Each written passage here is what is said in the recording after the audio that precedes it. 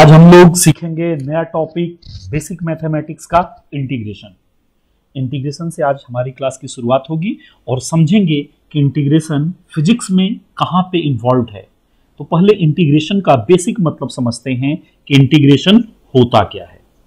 अब हम लोग ऑलरेडी पहले से डिफरेंशिएशन सीख चुके हैं, तो ये टॉपिक समझने में हमें बहुत परेशानी नहीं होगी, क्योंकि ये एग्जैक्टली रिवर्स में जाएगा जैसा कि डिफरेंशिएशन हुआ था। तो अब हम लोग समझेंगे इंटीग्रेशन। इंटीग्रेशन को हम लोग एंटी डेरिवेटिव भी बोलते हैं, एंटी डेरिवेटिव। तो हमारा आज का जो टॉपिक है वो है इंटीग्रेशन, जिसे हम एंटी डेरिवेटिव के नाम से जान रहे हैं। अब डेरिवेटिव हमें मालूम है, आप समझिए क्या होगा। एंटी डेरिवेटिव का मतलब क्या होता है।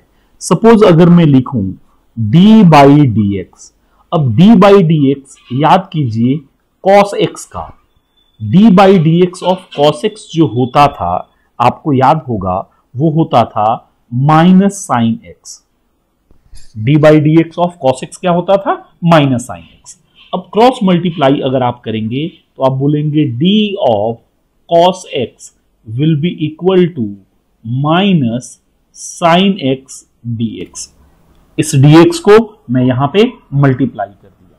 अब मैं बोल रहा हूं कि इंटीग्रेट कर रहा हूं दोनों साइड में। इंटीग्रेटिंग हमने क्या कर दिया? Both side. जब इंटीग्रेट आप करोगे तो आपने बोला integration is exactly reverse process of differentiation. मतलब इंटीग्रेशन डिफरेंशिएशन का एग्जैक्टली रिवर्स प्रोसेस है। तो ये इंटीग्रेशन जो है ये डिफरेंशिएशन का डी है, इसे कैंसिल कर देगा, क्योंकि ये दोनों एक दूसरे के रिवर्स प्रोसेस हैं। सो मुझे इस साइड मिल गया cos x will be equal to, minus sine को बाहर ले लूं, इंटीग्रल साइन x dx। इसको और अच्छे से मैं लिखूं इसको इस पोर्शन में, तो ऐसा लिखूंगा integral sine x dx is nothing but minus of cos x। अब आपके पास देखिए एक अच्छा सा इंटीग्रेशन का फॉर्मूला आ गया, integral of the sine x dx। Yes sir, तो ये d सर कहां गया? d cos x का d, cos x का d, ये d stand for the differentiation और ये साइन है इंटीग्रेशन। दोनों एक दूसरे के अपोजिट हैं, तो ये दोनों कैंसिल कर दिए। सो मेरे पास बचा केवल cos x। Got it? यहां हमने बोला differentiation and integration are exactly opposite, means integral and d will cancel each other. ये एक दूसरे को कैंसिल कर देंगे, ठीक है। तो यहां पे हमने बोला कि साइन एक्स का जो इंटीग्रेशन हुआ वो मुझे मिला माइनस cos x, प्लस इसके साथ में एक कांस्टेंट हम लोग पुट कर देते हैं c। हम लोग देखेंगे इंटीग्रेशन बेसिकली दो टाइप का होता है, एक को बोलते हैं डिफिनिट इंटीग्रल और दूसरे को बोल देते हैं इनडिफिनिट इंटीग्रल। बस इस एग्जांपल से मैंने शुरू इसलिए किया क्योंकि आपको एक फील आए, आपको समझ आए कि इंटीग्रेशन क्या होता है। तो इंटीग्रेशन अपने माइंड से आप हटा दो कि कोई बहुत टफ चीज है। इंटीग्रेशन एकदम आसान है, बस आपको डिफरेंशिएशन मालूम होना चाहिए। मतलब एग्जैक्टली रिवर्स प्रोसेस है किसका? डिफरेंशिएशन का, इंटीग्रेशन। तो मैं यहां पे क्या करूंगा, एक फंक्शन लिख रहा हूं x, यहां पे क्या लिखूंगा, उसका d बाई डी एक्स लिखूंगा, देखते जाइएगा, और यहां पे उसका लिखूंगा इंटीग्रल dx लिखूंगा। अब आपको इससे ये बात समझेगी कि एग्जैक्टली कैसे रिवर्स वे में सारी चीजें हम लोग लिख पाएंगे, ठीक है। तो सबसे पहले मैं लिख रहा हूं, आप डिफरेंशिएशन में हम लोग कर चुके हैं। अगर मैं यहां पे लिखता हूं cos x, तो cos x का डिफरेंशिएशन क्या होता था? माइनस साइन x होता था। अब दूसरा मैं लिखता हूं sin x, तो आप बताएंगे sin x का क्या होता था? cos x होता था। अगर मैं लिखता हूं यहां पे tan x, तो इसका क्या होता था? sec स्क्वायर x होता था। यहां पे हम लोग लिखते थे sec x, तो एक इसका होता था sec x into tan x। यहां पे लिख रहा हूं cosec x, तो इसका क्या होता है? ये आप लोगों को याद होना चाहिए, cosec x into cot x. Cot x का अगर लिखता हूं तो कॉट एक्स का डिफरेंशिएशन होगा minus cosec square x. e to the power x का अगर हम लिखते हैं तो differentiation e to the power x ही होता है। ln x का जो होता है 1 अपॉन x होता है, और कोई भी कांस्टेंट टर्म हो तो उसका डिफरेंशिएशन 0 हो जाता है। इतनी बातें हम लोगों ने सीखी थी। अब समझिए इस चीज का यूज मैं कैसे इंटीग्रेशन में करता हूं। अब मार्कर हम लोग बदल लें। यहां मुझे समझ में आया, हाँ पुराना वाला चार्ट है जिसमें हम लोगों ने 10 फंक्शन लिए थे, 1 2 3 4 5 6 7 8 9 10। एक हमने ले लिया था आपको x to the power n का, कहीं समवेयर लिख देता हूं, यहां पे अगर लिखना चाहें आप तो x to the power n का वो आया था differentiation n into x to the power n minus 1। Total 10 function हमने लिख दिए थे। अब एक चीज आप समझो कि x अपोजिट है, एग्जैक्टली अपोजिट। रिवर्स मतलब opposite. Integration is the reverse process of differentiation. Simple, बस इतना समझना आप कि एग्जैक्टली अपोजिट है। और वो बेस्ट एग्जांपल इससे समझ में आता है कि अगर d by d x of cos x बोल रहा हूं तो कॉस एक्स का डिफरेंशिएशन हुआ माइनस साइन एक्स। तो अब क्या हुआ, इस साइन एक्स का जो होगा इंटीग्रेशन, वो ये माइनस को मैं इधर ले जाऊंगा तो माइनस कॉस एक्स हो जाएगा। मतलब cos x का differentiation sin a minus sine x हुआ तो माइनस साइन एक्स का इंटीग्रेशन cos x होगा। सो sin x का इंटीग्रेशन माइनस cos x हो जाएगा। एग्जैक्ट रिवर्स प्रोसेस है। अब यहां पे आपने देखा कि x ये फंक्शन आपने लिखा, respectively d by d x आपने कैलकुलेट कर लिया। अब मैं आपको यहां से बताना चाह रहा हूं कि अगर मैं स्टैंडर्ड इंटीग्रल का वैल्यूज के साथ अगर कोई चीज लिखना चाहूं, यहां पे दो चार्ट हम बना देते हैं। सपोज कर लो इसको इंटीग्रल मत लो, इसको एक नया फंक्शन x1 ले लो, और x1 के साथ में ये मेरा हो गया x1 dx। अब ऐसे मेरा फंक्शन है। अब आपसे कोई बोले कि सपोज ये आपका हो गया cos x, तो ये साइन क्या आएगा, integral cos x dx। Integral cos x dx हो जाएगा आपका, cos x का यहां पे निकालोगे तो ये डायरेक्टली वैल्यूज आपको आ जाएगी साइन x प्लस इंटीग्रल का एक कांस्टेंट आता है जिसे हम लोग बोलते हैं c। ये इंडेफिनिट इंटीग्रल में यूज होता है। मैं आपको सिखाऊंगा कि दो टाइप के इंटीग्रेशन हम यूज करेंगे, एक को बोलेंगे डिफिनिट और दूसरे को बोलते हैं इनडिफिनिट, जिसमें एक constant of integration initial condition c आता है। अब cos x का हो गया। सेम वे में अगर मैं यहां पे लिखता हूं sin x, तो sin x का ऑलरेडी हम लोग निकाल चुके हैं, यहां पे हो गया sin x dx, और sin x का कितना आ गया, minus cos x plus c। Same way में आप बोलोगे e to the power x का, तो integral e to the power x dx। e to the power x का देखो differentiation e to the power x होता है, सो इंटीग्रेशन का यहां साइन पुट करूंगा तो वही वैल्यूज मुझे आ जाएगी e to the power x plus c। अब यहां पे अगर मैं लेता हूं 1 बाई x, ध्यान दीजिएगा ln x का डिफरेंशिएशन है 1 बाई x, तो 1 बाई x का इंटीग्रेशन होगा ln x। मतलब 1 बाई x का अगर मैं इंटीग्रेशन लूं तो ये मुझे देगा ln x plus constant c। Same way में अगर मैं बोलूं सेक स्क्वायर x, तो आप देखेंगे integral sec square x dx। अब सेक स्क्वायर x किसका होता था, tan x का डिफरेंशिएशन है सेक स्क्वायर, सो सेक स्क्वायर का इंटीग्रेशन होगा tan x। तो यहां पे मैं लिख पाऊंगा tan x plus c। Same way में अब देखो कॉसेक स्क्वायर किसका है, कॉट का माइनस कॉसेक स्क्वायर है, सो कॉसेक स्क्वायर का इंटीग्रेशन हो जाएगा माइनस कॉट एक्स।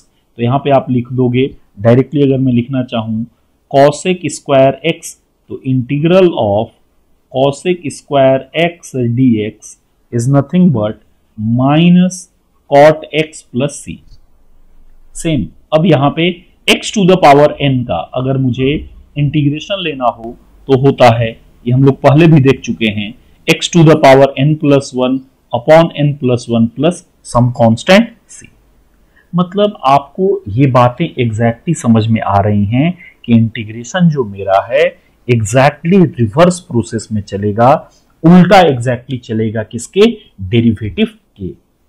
तो एक स्टेटमेंट आप अपनी कॉपी में लिख लेंगे, integration is the reverse process of differentiation. Integration is the reverse process of differentiation. Integration जो है वो एग्जैक्टली रिवर्स प्रोसेस है और ये दो टाइप का होता है. It is of two types.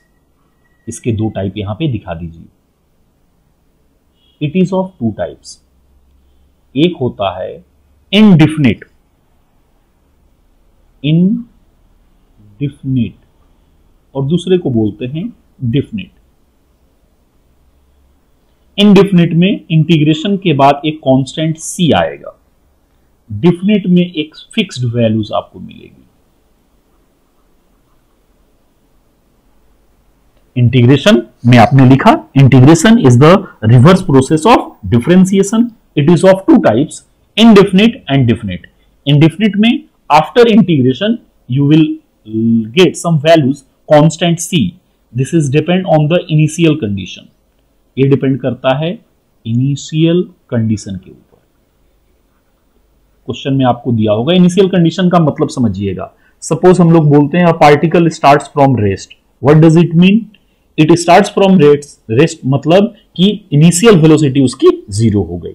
जहां इंटीग्रेशन लेंगे वहां हम समझेंगे कि इसकी इनिशियल वैल्यूज क्या है. t इज इक्वल टू 0 पे वेलोसिटी मुझे 0 दिया गया है. यहीं पे बोलता है particle starts with initial speed of 30 meter पर सेकेंड.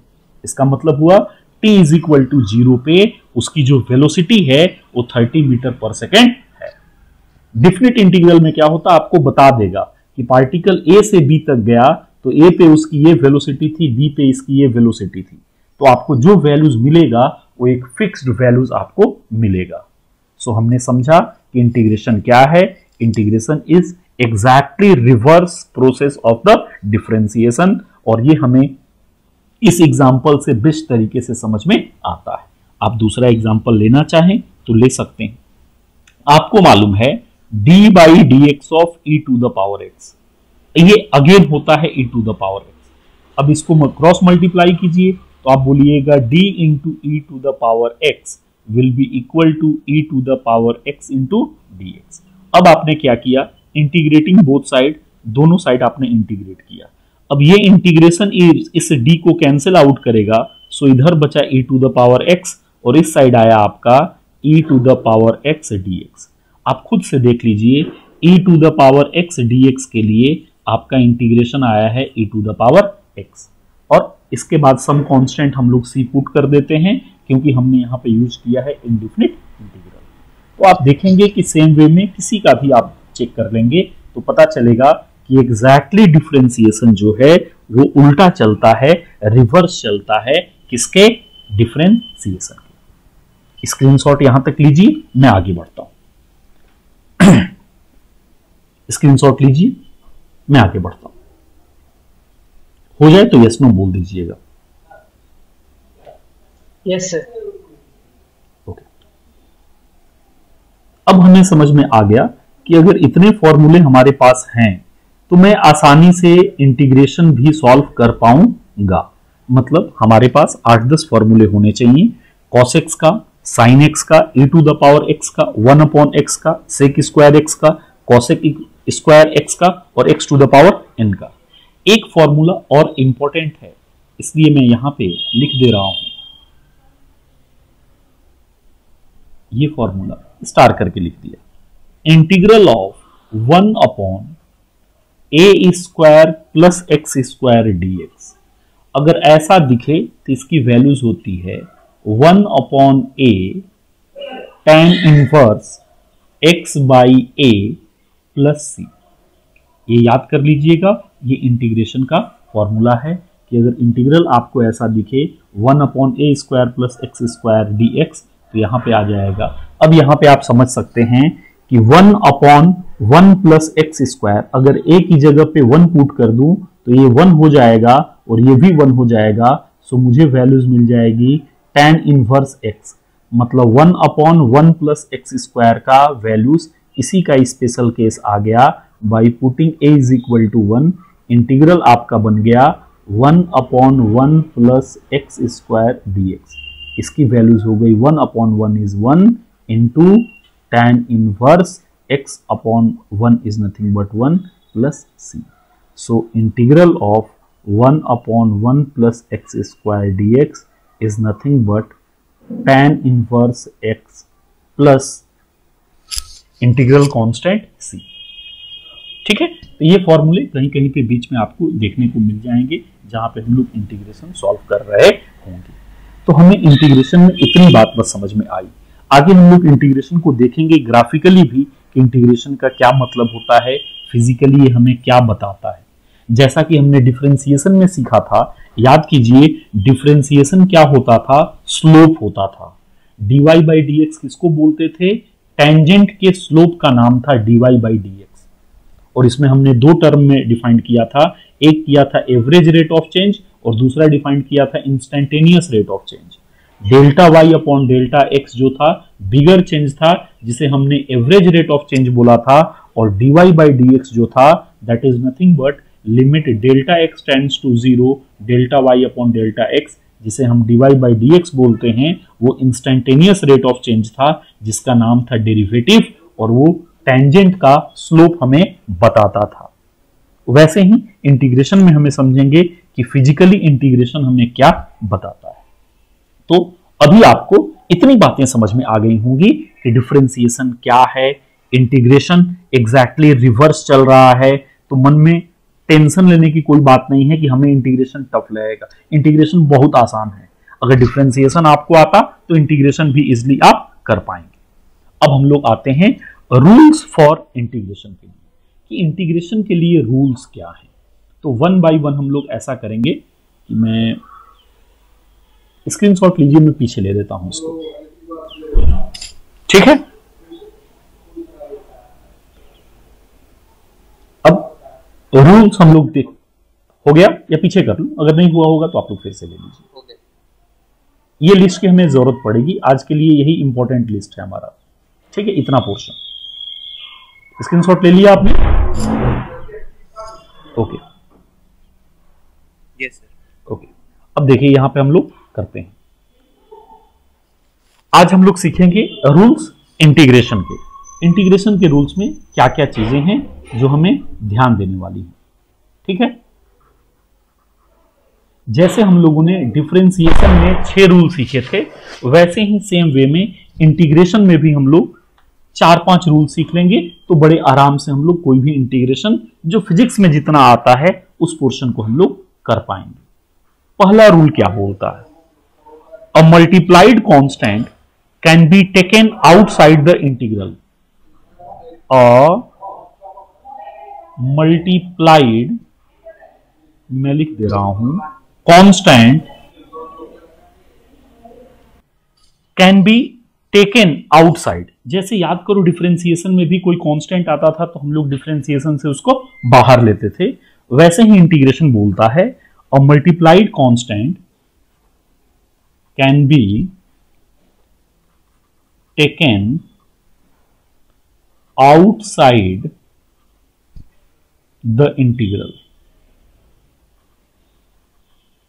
मतलब इसका क्या हुआ, ये 1 लिखा था जिसको उसने ऐसा बना दिया था, इसका मतलब क्या हुआ, एग्जाम्पल समझना ज्यादा जरूरी है। सपोज मैं एक एग्जाम्पल लेता हूं, आपको दिया ऐसा y is equal to some दिया हुआ है 3 cos x। अब आपको बोल रहा है कि भाई आप मुझे बता दो ऐसा, या x कोई फंक्शन दिया हुआ है कि इंटीग्रल क्या होगा। तो मैं अगर इंटीग्रल लिखूं, integral of 3 cos x dx, अगर ऐसा मैं लिखूं तो मैं क्या लिख पाऊंगा समझिएगा, ये 3 मेरे लिए कांस्टेंट है। अब बोल रहा multiplied constant can be taken outside the integral, इस 3 को इंटीग्रेशन से बाहर लीजिए आप और इंटीग्रेट कीजिए cos x dx का। cos x का अभी थोड़ी देर पहले आप लोग इंटीग्रेशन निकाले हैं, क्या होता है, sin x होता है। तो आप यहां से बोल पाएंगे ओके, अब इसकी वैल्यू हो जाएगी 3 इंटू साइन एक्स प्लस, चूंकि इंडिफिनिट इंटीग्रल कर रहे हैं तो एक कांस्टेंट आ जाएगा c। अब ये c 0 भी हो सकता है, कैसे, याद कीजिए वो example, if particle starts from rest, तो इनिशियल कंडीशन जो देगा वही c की वैल्यूज होती है। तो यहां से मुझे इंटीग्रल की वैल्यूज मिल गई 3 sin x। मतलब ये रूल एग्जैक्टली वैसा हुआ जो पहला रूल हम लोगों ने डिफरेंशिएशन में देखा था कि अगर कांस्टेंट आता है तो कांस्टेंट को डिफरेंशिएशन से बाहर ले लेते हैं।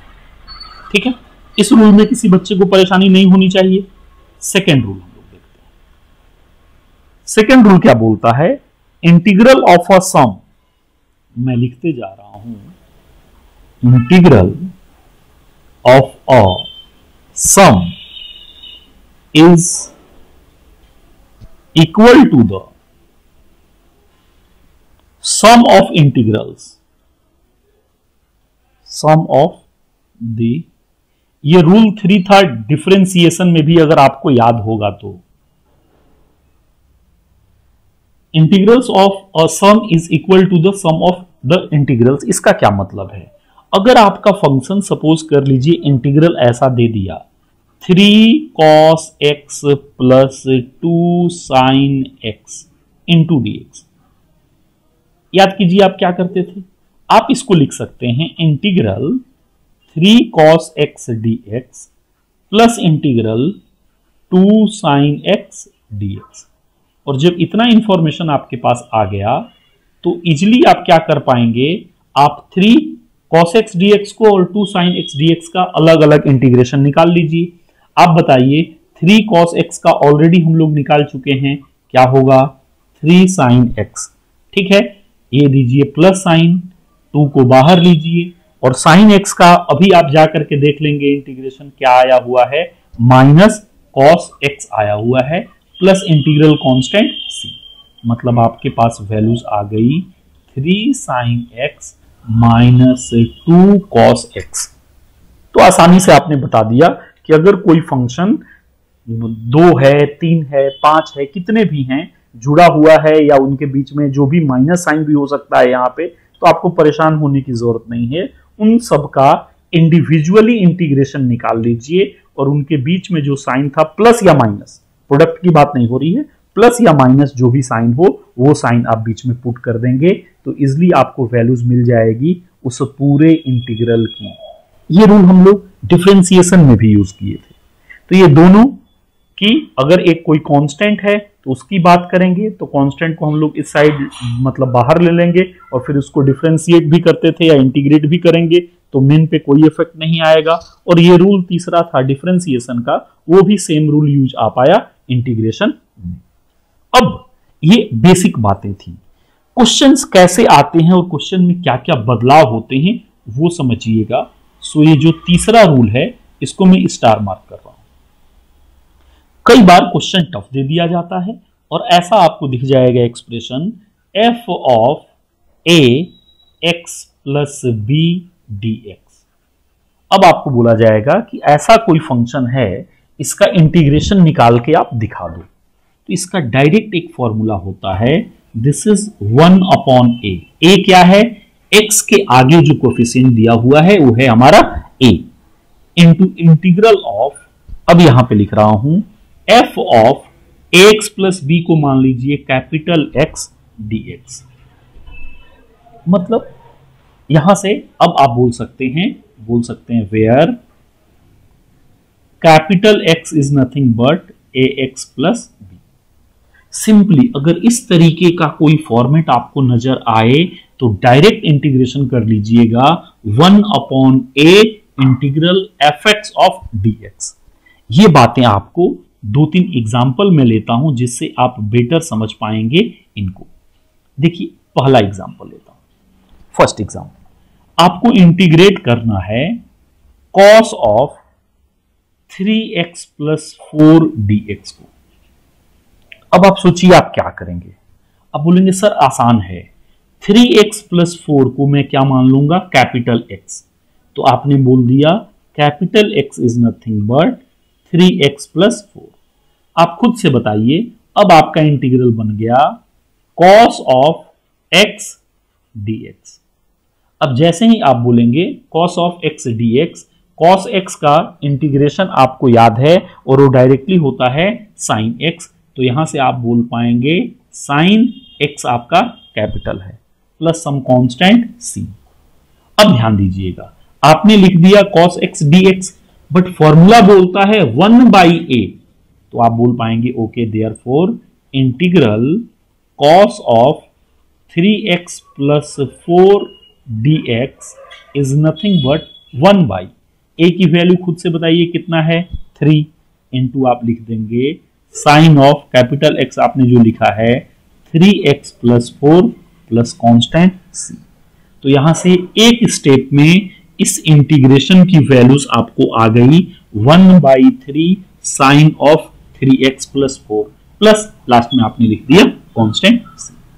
मतलब इस तरीके के फंक्शन आपको दिखे कि x जो है डायरेक्टली dx के साथ ऐसा नहीं दिया है तो आपको समझ में आएगा कि इसको सब्स्टिट्यूट कर लेंगे कैपिटल X और 1/a करके इंटीग्रेट कर लेंगे इजिली और हमारा क्वेश्चन हो जाएगा।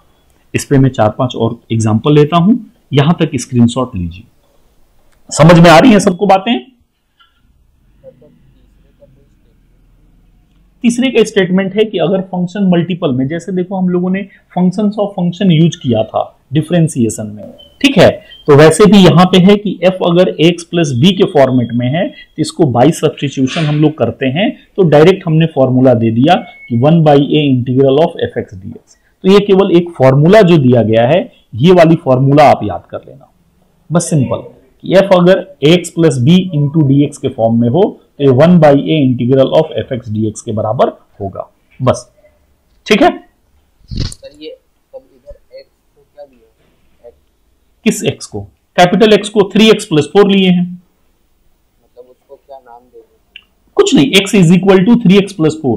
अगर बाजू में लिखना चाहो तो लिख देना, से बोला आपने x की वैल्यू पुट की, जैसे मैथमेटिक्स में हम लोग यूज करते हैं ना कि suppose x is equal to this, तो हमने वही किया, suppose capital X is equal to 3x plus 4, then this expression can be written as cos capital X dx, ठीक है।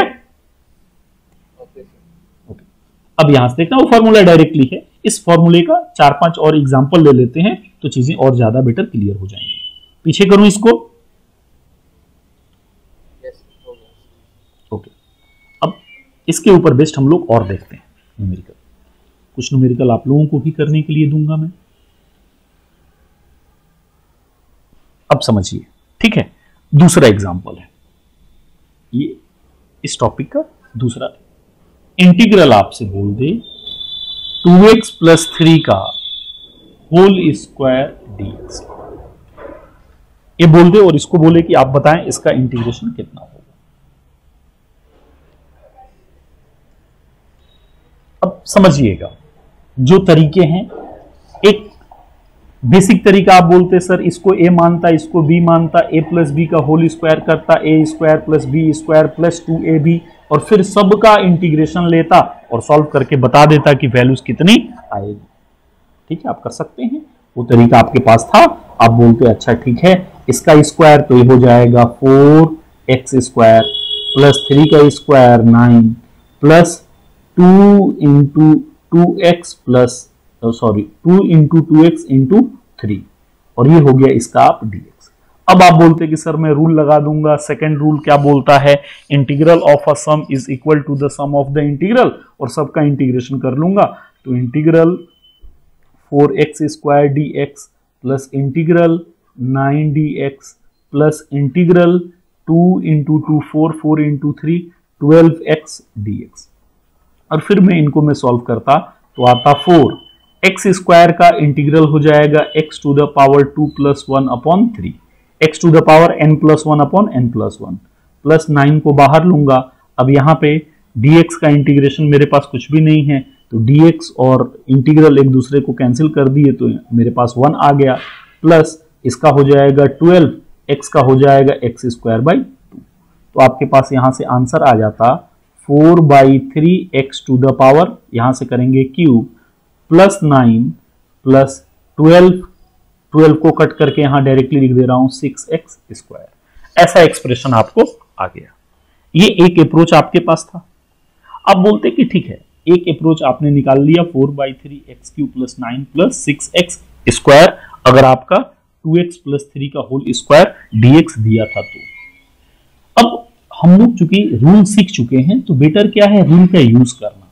अब समझो, मैं बोलूंगा integral 2x plus 3 whole square dx, मैं इस पूरे नंबर को ही मान लूं कैपिटल X, तो तो ये सिंपल बन जाएगा इंटीग्रल एक्स स्क्वायर dx, और एक्स स्क्वायर का तो मुझे मालूम है क्या होता है, तो सिंपली मैं बोलता 1/a, a कितना है मेरे लिए 2 है, तो 1/2 इनटू x कितना मेरे पास है, तो 2x प्लस 3, एक्स स्क्वायर का क्या होता है 3 डिवाइड बाई 3, तो यहां से डायरेक्टली एक लाइन में आंसर आता 2x plus 3 to the power 3 whole divide by 6। अब यहां से आप a प्लस बी का होल क्यूब डिवाइड बाई 6 करेंगे तो आपको यही वाला एक्सप्रेशन अगेन आपको मिल जाएगा। तो आपके पास ये रूल सीखने का बेनिफिट है कि आपका टाइम बचेगा। आप डायरेक्टली पेपर में क्या कर पाएंगे, ये तो आसान था, सपोज यहां पावर 4 दे देता, यहां पावर 5 दे देता, तो आप क्या करते, 2 के लिए तो a प्लस बी का होल स्क्वायर आपको याद था इसलिए आपने कर लिया, अगर यही पावर क्यू दे देता तो और एक्सप्रेशन जुड़ते। तो आपको ये बात समझ में आनी चाहिए कि हम लोग जो ये फॉर्मूला सीखे हैं, जिसको मैंने स्टार मार्क किया हुआ है, इस फॉर्मूले का एप्लीकेशन करके कैसे चीजों को सॉल्व कर पाएं और लास्ट में इंटीग्रल कांस्टेंट से लिख देना, ये चीज आपको समझ में आती है। चलिए अगला एग्जांपल आप लोगों के लिए, उम्मीद करूंगा कि आंसर आप लोग देंगे। पीछे कर लूं, स्क्रीनशॉट ले लिया आप लोगों ने? अरे यस नो बोलना पड़ेगा। स्क्रीनशॉट हो गया? Okay okay.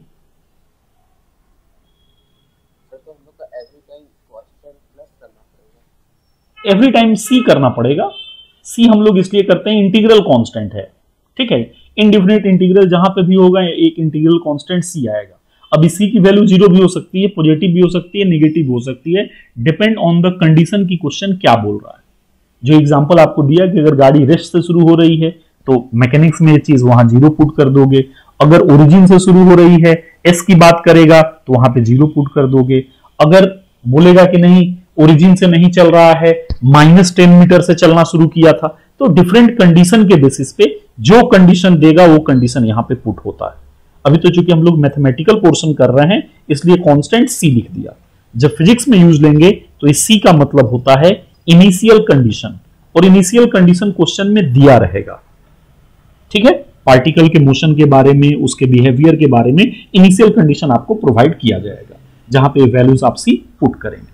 अभी जो आप देख रहे हैं इंटीग्रेशन वो मैथमेटिक्स वाला देख रहे हैं, ठीक है। तीसरा एग्जांपल ये आप लोगों के लिए, और देखते हैं सबसे फास्ट इसका आंसर कौन देगा। Integral e to the power 3x plus 5 dx, सबसे फास्ट आंसर किसका आता? इंटीग्रल 1/2x प्लस 5 dx, इसका भी आंसर कौन फास्ट दे रहा है? इंटीग्रल 1/√3x प्लस 4,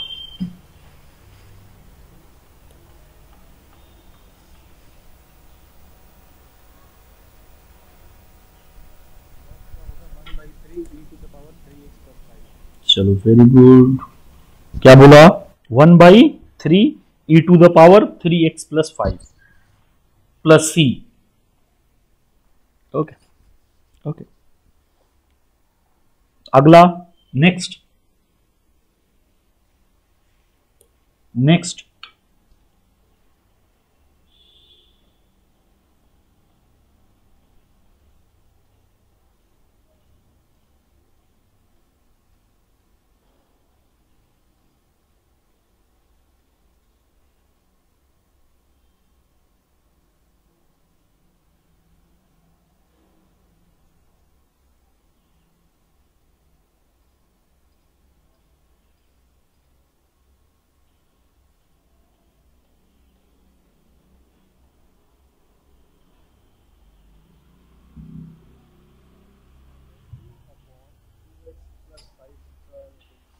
कौन सा? फोर्थ वन का कितना? फिर से रिपीट करेंगे। Okay okay okay okay, yes. Anyone else? सही गलत की फैसला बाद में करेंगे, अभी तो सुन रहे हैं कि किसके आंसर क्या आ रहे हैं। पारितोष ने आंसर बताया फोर्थ का, कोई और काइंडली गूगल वगैरह का सहारा आप लोग नहीं लेंगे, ठीक है।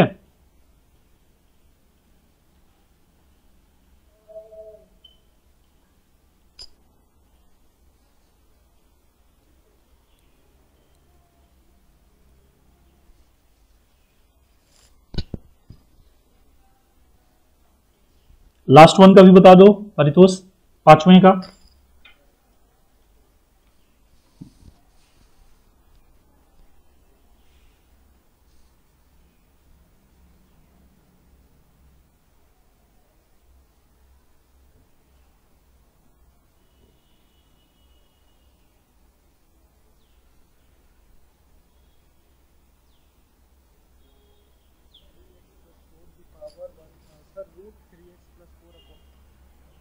√3x+4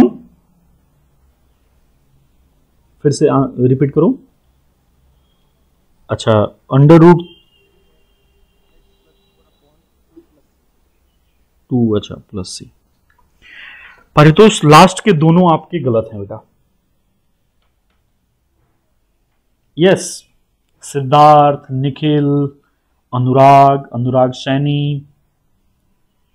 Ahmar. Yes, anyone? Sir fourth का आंसर ln 2x+5 होगा। ओके, वो अपॉन 2। Yes sir. यस, चलो what's your name? Ahmad. Okay ठीक। फिफ्थ वन का सर उसका ln √3x। ना ना ना ना ना ना ना ना। चलिए कोई बात नहीं, अब मैं करता हूं, ठीक है। काइंडली अब सॉल्व करना आप लोग कॉपी बंद कर दीजिए। अब देखिए इसको समझने में कहां पे गलती आपसे हुई है। फॉर्मूला क्या बोलता है उसको इधर मैं लिख देता हूं। Integral f of ax, sorry small x लिखता हूं, ax plus b dx will be equal to 1/a integral f of capital x dx। ठीक है, सिंपल समझना। अगर मैं अपने मन में 3x+5 को x मान लूं तो ये पूरा एक्सप्रेशन e⁻x हो गया, और e⁻x का इंटीग्रेशन मुझे मालूम है e⁻x होता है, लेकिन x को मैंने कितना माना है, 3x+5 माना है, प्लस सम कांस्टेंट c हो जाएगा। But according to the formula 1/a आना चाहिए, तो 1/a, a मेरे लिए कितना है, 3 है, so this is the answer. कितना आसान था। मन में 3x+5 को हमने एज्यूम किया अपने मन में कैपिटल x, e⁻कैपिटल x dx का इंटीग्रेशन होगा e⁻x, हमने फॉर्मूला e⁻x लिख दिया। अब 1/a, तो a मेरे लिए 3 है, मैंने सिंपली वैल्यूज पुट कर दी 3। इसको भी किया जा सकता था, परितोष देखिएगा यहां कहां गलती हुई थी। 2x+3 को 2x+5 को आप अपने मन में मानते कैपिटल x। याद कीजिए 1/कैपिटल x dx का क्या होता है, ln x होता है। x आपने किसको माना है, 2x+5 को माना है, but as per this formula upon में a करना पड़ेगा। a की वैल्यू आपके लिए कितनी है, 2 है, प्लस इंटीग्रल कांस्टेंट। आसान था। इसके लिए ध्यान से देखिएगा, इसमें थोड़ा सा ट्रिक कर दिया हूं। क्या इस एक्सप्रेशन को मैं 3x+4 टू द पावर -1/2 लिख सकता हूं क्या, इंटू dx? इतनी बात अगर समझी तो आप ये क्वेश्चन कर सकते थे। 3x+4 टू द पावर -1/2, देखो अंडर रूट को आप लिखोगे 1/2, लेकिन 1 में है, तो जब ऊपर हम लोग लेंगे तो ये क्या हो जाएगा, माइनस हो जाएगा। So 3x+4 is equal to -1/2 dx। अब आप बोलोगे सर ये तो और आसान हो गया, क्यों? रीजन समझिएगा। इस 3x+4 पूरे को आप अपने मन में मान लीजिएगा x, तो x to the power n dx का फॉर्मूला लग जाएगा। इंटीग्रल क्या सॉल्व होगा, देखिए उसका फॉर्मूला है x to the power n+1 upon n+1, तो ये हो गया आपका x to the power n+1 divided by n+1। But according to formula, इस फॉर्मूले के हिसाब 1/a आएगा। a मेरे लिए 3 है, तो 1/a। इसको सॉल्व कर दीजिए, कितना आता देखिए, 3x+4 -1/2 + 1, इसको लिखा जा सकता है 1 - 1/2।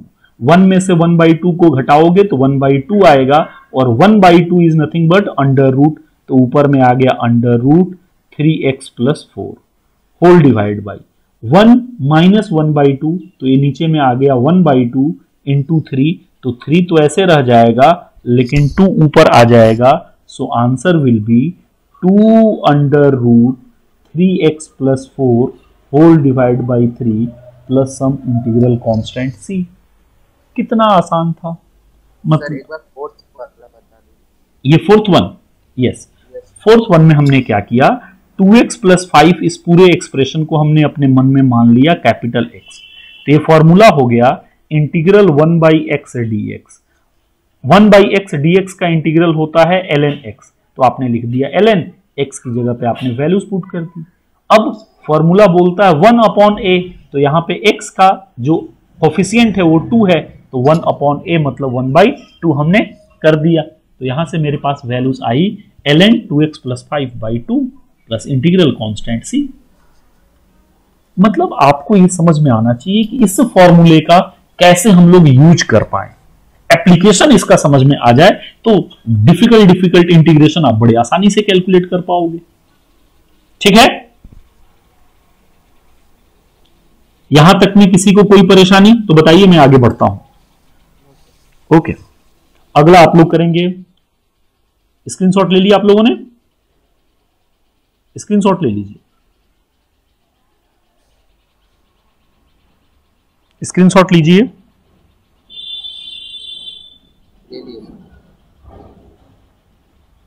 अब देखिए, अब सिंपली आपसे पूछ दे साइन ऑफ 4x + 3 dx का इंटीग्रेशन आप मुझे बता दो। ये तो एक लाइन का है, कितना नंबर 5 था, ये 6-1 है। आपको बोल दे integral sine of 4x + 3 dx, एक लाइन का आंसर है यार। साइन का क्या होता है, -cos 4x + 3 whole divide by 4 plus some constant c। मतलब कि इंडिफिनिट इंटीग्रल के लिए 3 बातें बस, अगर कोई कांस्टेंट है तो इंटीग्रेशन से बाहर ले लूं, अगर बहुत सारे फंक्शन एक दूसरे से जुड़े हैं प्लस या माइनस के साथ तो उनका इंडिविजुअली इंटीग्रेशन निकालूंगा और उनके बीच में प्लस माइनस जो साइन दिया है वो पुट कर दूंगा। तीसरा, f of ax + b dx को 1/a of integral f capital X dx लिखा जा सकता है और इससे चीजें आसान हो जाती हैं। सो अभी तक हम लोगों ने इतनी बातें इंटीग्रेशन में सीखी। बहुत सारे क्वेश्चन आज आपको नया एक असाइनमेंट दे दूंगा इंटीग्रेशन के ऊपर, ठीक है, जिससे कि आप थोड़ा सा प्रैक्टिस कर लेंगे। अब आगे आते हैं डिफिनिट इंटीग्रल के ऊपर। यहां तक हम लोगों ने अच्छे से प्रैक्टिस कर लिया। अब नेक्स्ट हमारा जो पार्ट है वो देखिएगा, थोड़ा सा इस पोर्शन को थोड़ा समझिएगा। डिफिनिट इंटीग्रल, डिफिनिट इंटीग्रल क्या होता है समझिएगा। बोल रहा है कि if integral f of x dx अगर ऐसा दिया गया है is equal to f of x है सपोज, तो आप बोल सकते हैं then integral a to b f of x dx is nothing but f of b minus f of a। इसका मतलब क्या है समझते हैं। When a function is integrated between a lower limit and a upper limit, it is called definite integral। अगर किसी function को हम लोग इंटीग्रेट करते हैं दो रीजन के बीच में, एक लोअर लिमिट और एक अपर लिमिट के बीच में, तो वैसे को हम लोग बोलेंगे डिफिनिट इंटीग्रल। क्या हुआ, इसका एग्जाम्पल समझिए बेटर से।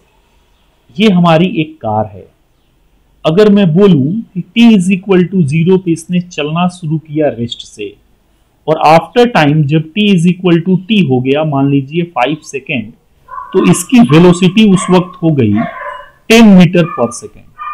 मतलब मुझे एक लिमिट यहां समझा, t0 पे u मेरा 0 था और t = 5 सेकेंड पे मेरी वेलोसिटी 10 मीटर पर सेकेंड थी। अगर इसके बीच में मैं मोशन को डिस्कस करूं तो मैं बोलूंगा this can be explained as definite integral, क्योंकि डिफिनिट इंटीग्रल में लोअर लिमिट का कंडीशन मुझे दिया गया है और अपर लिमिट का कंडीशन भी मेरे पास है। मतलब ये लोअर लिमिट और अपर लिमिट आपके पास गिवन होंगे तो इजिली आप एक वैल्यूज फाइंड कर पाओगे। डिफिनिट इंटीग्रल में जैसा कि नाम बता रहा है, आपको इंटीग्रेशन के बाद एक फिक्स्ड वैल्यूज मिलने वाली है। फिक्स्ड वैल्यूज मतलब नंबर आपको मिलेगा plus minus zero what ever, but आपको एक फिक्स्ड वैल्यूज मिले। अब एग्जाम्पल के तौर पे मैथमेटिकल एग्जाम्पल लेना चाहें तो बेटर होगा कि एक मैं मैथमेटिकल एग्जाम्पल आपको ले लूं। अब मैं बोलूं इंटीग्रेट करो cos x dx को, लेकिन 0 से पाई बाई 2 के बीच में। इसका क्या मतलब हुआ? cos x का इंटीग्रेशन होता है sin x, कहां से कहां तक? 0 से पाई बाई 2 तक। इस बार मुझे डिफिनिट कर दिया, लिमिट कर दिया। अब मैं बोलूंगा पहले क्या बोलता है फंक्शन, sin x की जगह पे पाई बाई 2। देखो यहां पे सबसे पहले हमने क्या किया, इसका इंटीग्रेशन अगर fx है तो fx में पहले अपर लिमिट पुट किया b, फिर माइनस का साइन दिया, फिर लोअर लिमिट पुट किया a। अब cos x dx का इंटीग्रेशन मिल गया sin x। sin x का अपर लिमिट है पाई बाई 2, तो पहले मैं पुट करूंगा पाई बाई 2, फिर माइनस साइन दूंगा, फिर लिखूंगा साइन, और लोअर लिमिट है मेरे पास 0। आप खुद से बता दें साइन पाई बाई 2 की वैल्यूज कितनी होती है? 1 माइनस साइन 0 कितना होता है? 0। सो एक डिफिनिट वैल्यूज आपको मिल गया 1।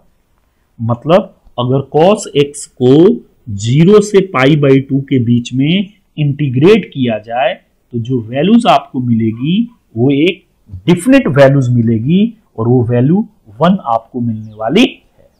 तो आसानी से आपने देख लिया कि डिफिनिट इंटीग्रल में हमें जो वैल्यूज मिलेगी वो एक फिक्स्ड वैल्यूज मिलेगी।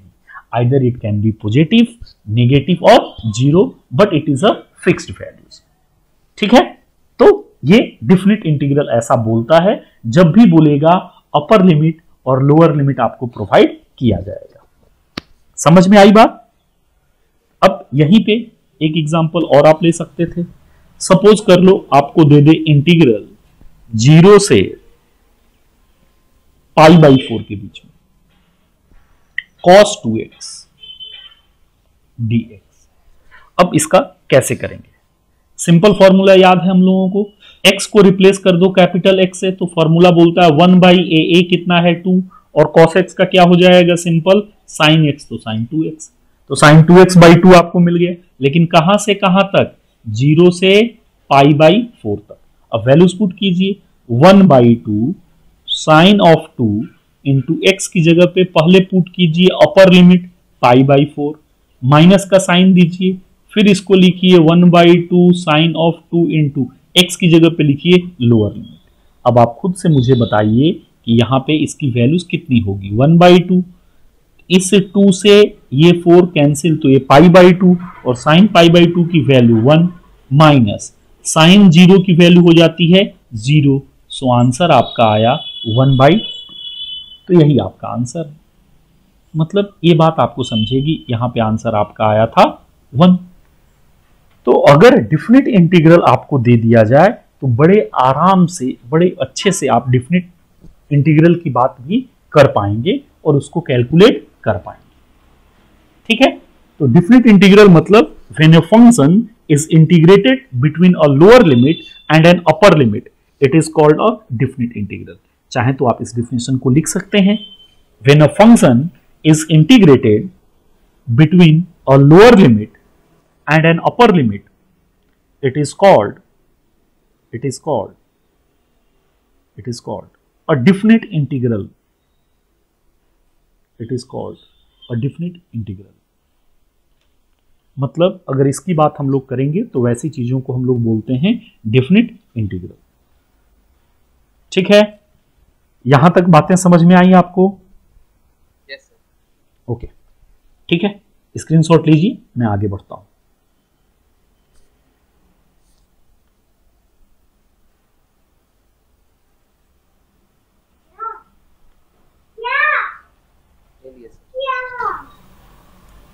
अब देखिए,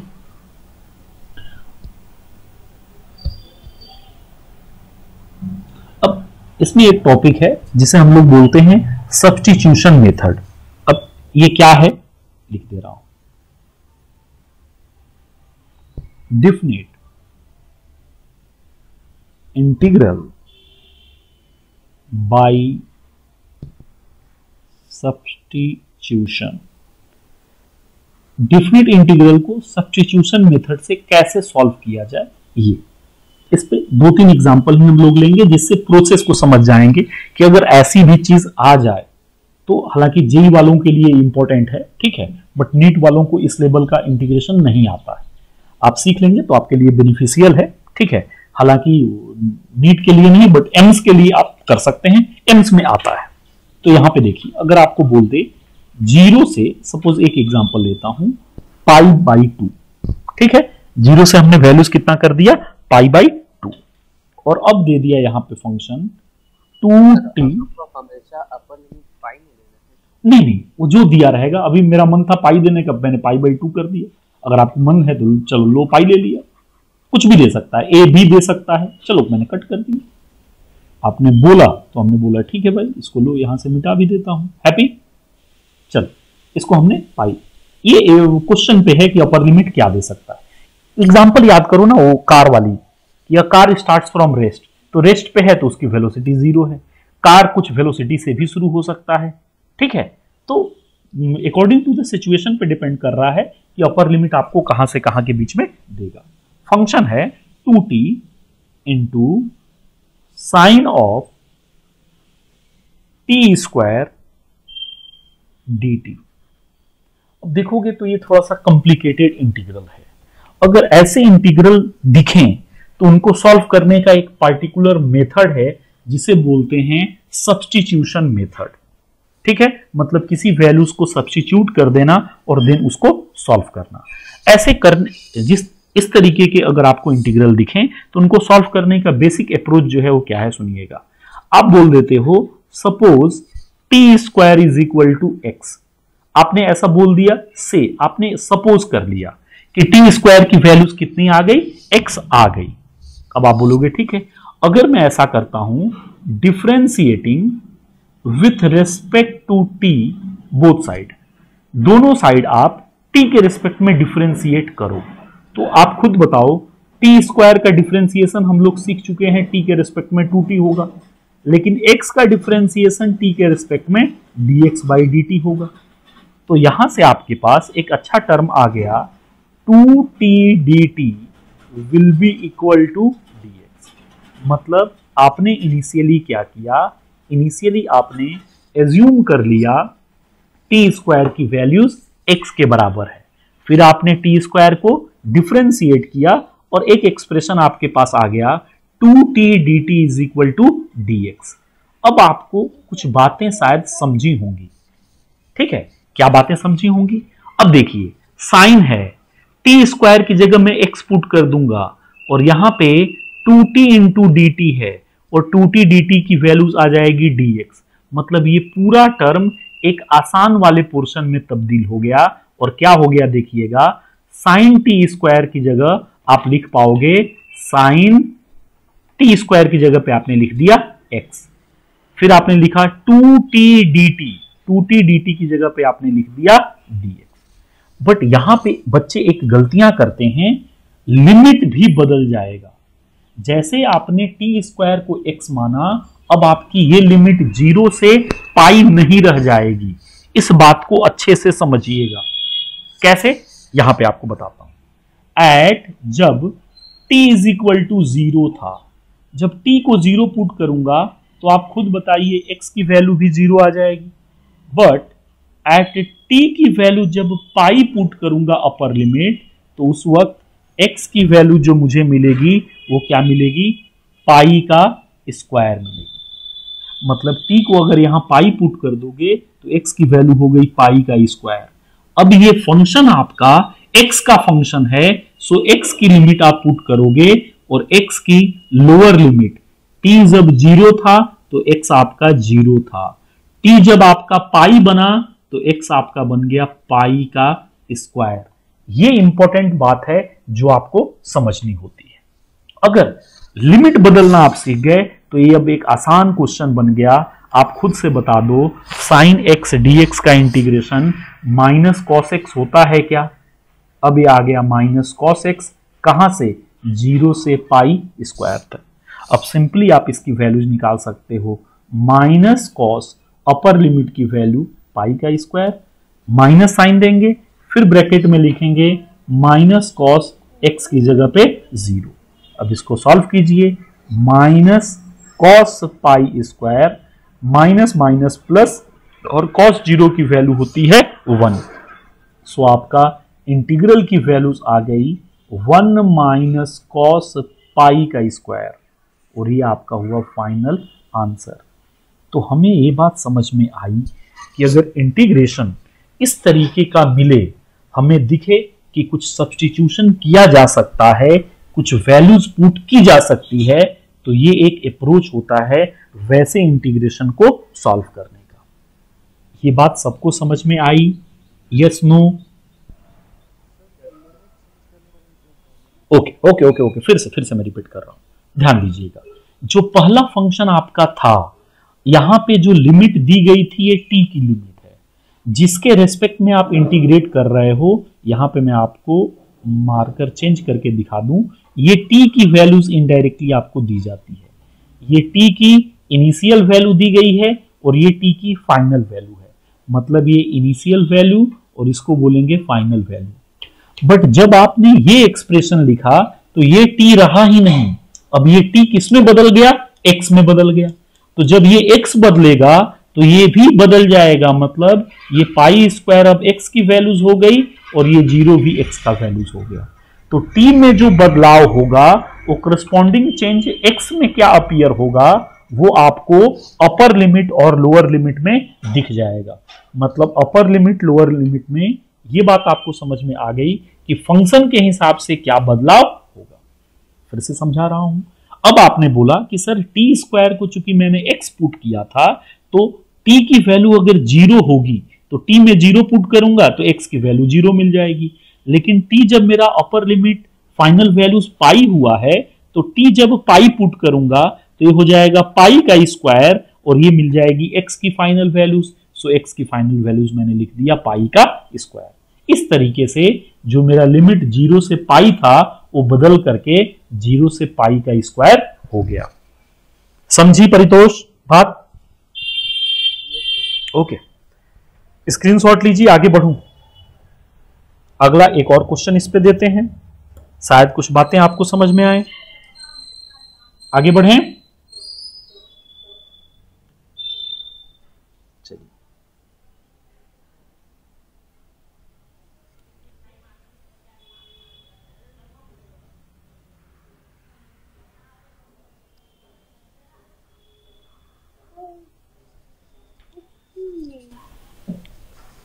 सेकंड एग्जांपल है, ठीक है। इंटीग्रल 0 से 1 दिया हुआ है, t cube into 1 plus t to the power 4 whole cube d t. अब कुछ बातें यहां पे आपको समझनी पड़ेंगी खुद से कि मैं किस चीज की वैल्यू क्या सब्स्टिट्यूट करूं। ये कॉमन सेंस अलाउ करता है। अब आपको समझना होगा कि अगर 1 प्लस T4 को मैं मान लूं फॉर टाइम बीइंग x, तो T4 का इंटीग्रल हो जाएगा 4t क्यूब, वहां से t क्यूब dt मुझे मिल सकता है।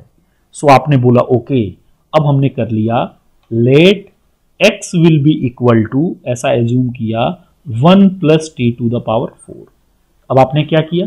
Differentiating with respect to t, दोनों साइड में t के रिस्पेक्ट में डिफरेंशिएट करो तो यह आएगा dx by dt will be equal to, अब आपको मालूम है कांस्टेंट का डिफरेंशिएशन 0 और t टू द पावर 4 का डिफरेंशिएशन 4 इंटू, सॉरी इसका हो जाएगा 4 into n into x to the power n minus 1, 4 minus 1।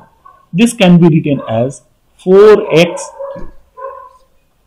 t में आएगा ना, ये हो जाएगा सॉरी 4t क्यूब। तो यहां से आपके पास वैल्यूज मिल गई dx is equal to 4t cube dt। अब एक बात समझिए, मेरे एक्सप्रेशन में 4 नहीं दिया गया है, मैं बोलूंगा कोई बात नहीं यार, dx अपॉन 4 को लिखा जा सकता है t क्यूब dt। ये एक इंपॉर्टेंट वैल्यूज आपको मिल गई। अब देखिए इस फंक्शन को मैं थोड़ा अच्छे से लिखता हूं। 0 से 1 ये बोल रहा था 1 plus t to the power 4 आगे ले लिया, टी क्यू डी टी। आसानी क्या होगी, 1 plus t to the power 4 को आप मान चुके हैं x, और टी क्यू डी टी की वैल्यूज आप ला चुके हैं dx बाई 4। तो ये पूरा का पूरा फंक्शन आपका कन्वर्ट किस में हो गया, देखिएगा, integral 1 plus t to the power 4, 1 plus t to the power 4 को आपने क्या लिख दिया, x into t cube d t. अब टी क्यू डी टी की जगह पे आप क्या लिखोगे, dx बाई 4, तो आपने लिख दिया dx बाई 4। अब आप खुद से बताओ इसका कितना आसान, सॉरी इसके ऊपर पावर 3 भी था ना, यहां पावर 3 है तो ये पावर हो गया 3, x to the power 3, 1 plus t to the power 4 को आपने x लिया तो x पे पावर यहां पे 3, तो ये भी x Q into d x by 4। अब बट आपने अभी तक लिमिट चेंज नहीं किया, अब लिमिट का बदलाव यहां पे इंपॉर्टेंट रोल प्ले करेगा, वो लिख रहा हूं, at t is equal to 0। जब t की वैल्यू इस एक्सप्रेशन में 0 पुट करूंगा तो आप खुद से बताओ ये क्या होगा, 1 plus 0 to the power 4 is nothing but 1। मतलब जब t 0 हुआ तो उस वक्त x की वैल्यू कितनी थी, 1 थी। दूसरी बात, at t is equal to upper limit 1, t जब 1 हुआ तो x आप खुद से बताओ, 1 plus 1 to the power 4 is nothing but 2। मतलब t इज इक्वल टू 1 पे x की वैल्यूज मुझे मिल गई, ये मेरी अपर लिमिट आ गई और ये मेरी लोअर लिमिट आ गई। डायरेक्टली मैं अपने एक्सप्रेशन में जाऊंगा और यहां वैल्यूज पुट करूंगा। जब t 0 था तो x की वैल्यूज कितनी आई थी, 1। जब t 1 था तो x की वैल्यूज कितनी आई थी, 2। जो लिमिट पहले 0 से 1 था, जैसे ही t को मैंने x माना वो लिमिट भी बदल गया, ये बन गया 1 से 2। अब जब इतनी चीज हो गई तो लास्ट पार्ट आप बोलोगे कि सर ये तो x to the power n जैसा है, मतलब इसको लिखोगे 1/4 कॉमन लिया, इंटीग्रल 1 से 2 x to the power 3 dx। अब इसका इंटीग्रेशन एकदम आसान है, 1/4 x to the power n का, x to the power n का इंटीग्रल तो मालूम है ना आपको क्या होगा, x to the power n plus 1 मतलब 4 अपॉन 4। कहां से कहां तक, 1 से 2 तक।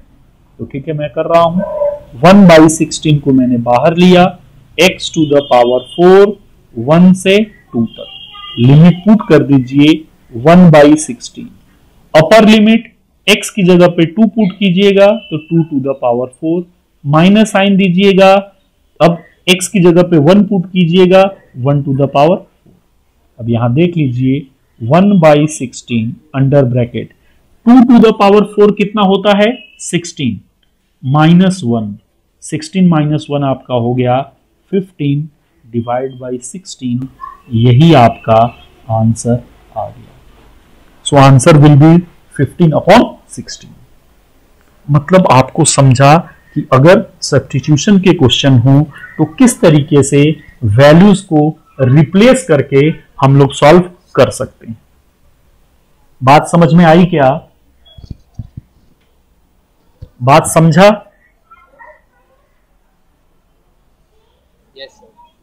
अब एक क्वेश्चन बच्चे के मन में आना चाहिए था कि सर कब मैं पहचानूंगा कि सब्स्टिट्यूशन यूज करूं या नहीं। तो ध्यान देना, जहां पे भी क्वेश्चन में आपको फंक्शन आपको दिखे मल्टीप्लिकेशन के फॉर्म में, जैसे याद करो डिफरेंशिएशन में हम लोगों ने प्रोडक्ट रूल यूज किया था कि d by d x of u into v is equal to u को बाहर लिया, v का डिफरेंशिएशन प्लस v को बाहर लिया, u का डिफरेंशिएशन। अगर प्रोडक्ट के फॉर्म में कोई चीज दिखे तुमको तो यहां भी देखो प्रोडक्ट दिख रहा है, TQ में 1 plus t to the power 4 का होल क्यू मल्टीप्लाई है। अगर प्रीवियस में देखना चाहो तो वहां पे भी मल्टीप्लिकेशन के फॉर्म में था, और वो क्या था, ये 2t में साइन, मतलब ये साइन एक ट्रिगोनोमेट्रिकल फंक्शन है और एक नॉर्मल फंक्शन 2t में मल्टीप्लाई था साइन टी स्क्वायर। तो जहां पे आपको प्रोडक्ट के फॉर्म में चीजें दिखें वहां पे इजिली आप बता पाओगे कि हम लोग क्या कर पाएंगे, ये अच्छे से समझ पाएंगे कि उसका हम लोग यूज करेंगे with the help of the substitution method. ठीक है, सब्स्टिट्यूशन मेथड से आसानी से हम लोग कैलकुलेट कर पाएंगे इंटीग्रल की वैल्यूज। समझा सबको? यस नो बोलना पड़ेगा। आज का एक टफ क्वेश्चन दूं? आवाज आ रही है?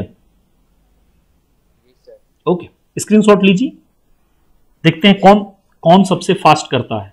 एंड काइंडली कोई भी चीटिंग नहीं, ठीक है? ना तो गूगल का हेल्प, ना कुछ भी नहीं, खुद से सेल्फ करना है आपको।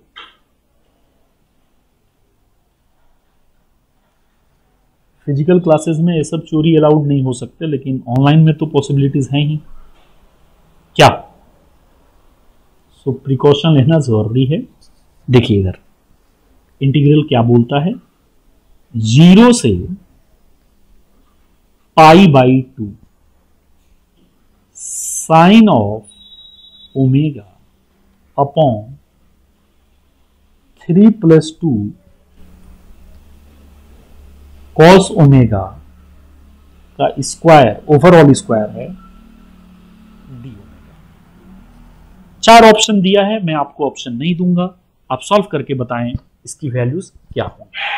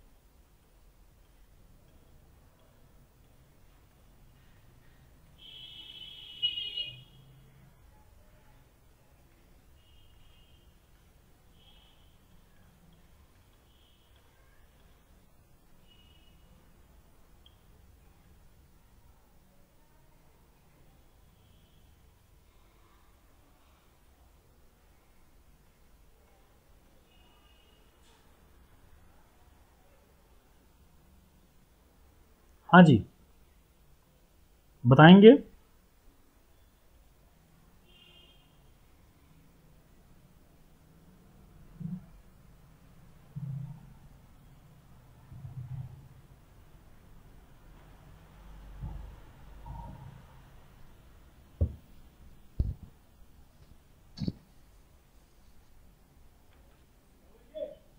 यस।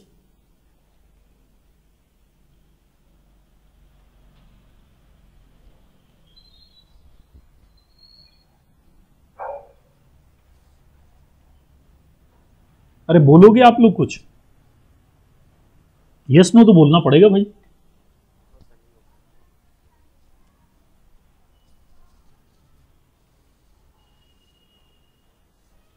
खुद से सॉल्व करना है।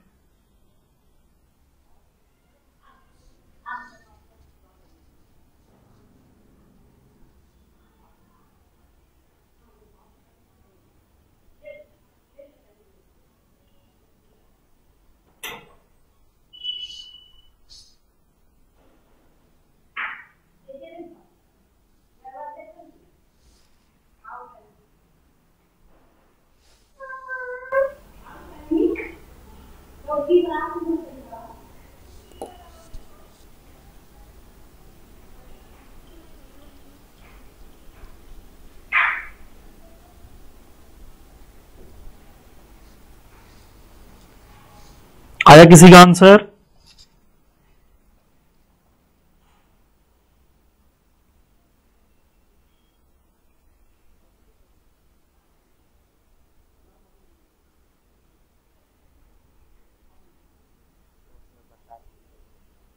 ओके, परितोष, अनुराग उपाध्याय, अनुराग सेन, पूरा नहीं हो पा रहा है। ओके ओके ओके, बहुत आसान क्वेश्चन था। ठीक है, चलो मैं करता हूं। ठीक, सिद्धार्थ हो या कहीं और मोबाइल ऑन करके? चलो देखो, इसका मतलब है कि मोबाइल रख के कहीं गायब है साहब। ओके, देखिए सबसे पहले हम लोग ऐसे क्वेश्चंस को क्या करते हैं, अप्रोच हमारा क्या होगा देखिएगा। आप खुद से बताओ, कॉस का डिफरेंशिएशन साइन होता है तो मुझे समझ में आएगा यार, ठीक है कि कॉस का डिफरेंशिएशन करेंगे तो माइनस में आएगा और वहां से कुछ वैल्यूज हमें मिल सकती हैं। तो सिंपली मैंने बोल दिया कि let 3 + 2 cos omega will be nothing but x, ऐसा मैंने मान लिया। अब मेरा अगला स्टेप क्या होता था, डिफरेंशिएटिंग विथ रिस्पेक्ट टू। अगर हम लोग मानते थे, जैसे कि वहां t दिया रहता था उसको x मानते थे, तो हम लोग उसको डिफरेंशिएट करते थे t के रिस्पेक्ट में। तो यहां पे मैं ओमेगा के रिस्पेक्ट में डिफरेंशिएट करूंगा, differentiating with respect to omega. अब खुद से सोचो, 3 का डिफरेंशिएशन क्या होगा, 0 प्लस 2 और cos ओमेगा का डिफरेंशिएशन क्या हो जाएगा, minus sine omega is equal to dx by d omega. अब ये वैल्यूज आपको समझ में आ गई, dx बाई डी ओमेगा। अब आपको कुछ कुछ बातें दिख रही होंगी कि क्रॉस मल्टीप्लाई अगर मैं करूंगा तो क्या आएगा, देख लीजिएगा। मैं लिख रहा हूं sine omega d omega, this can be written as minus dx by 2। अगर ये बात समझी तो बहुत अच्छी बात है। हमने क्या किया, sine omega d omega multiply किया, इस 2 और माइनस साइन के साथ नीचे ले लिया तो ये हो गया माइनस dx बाई 2।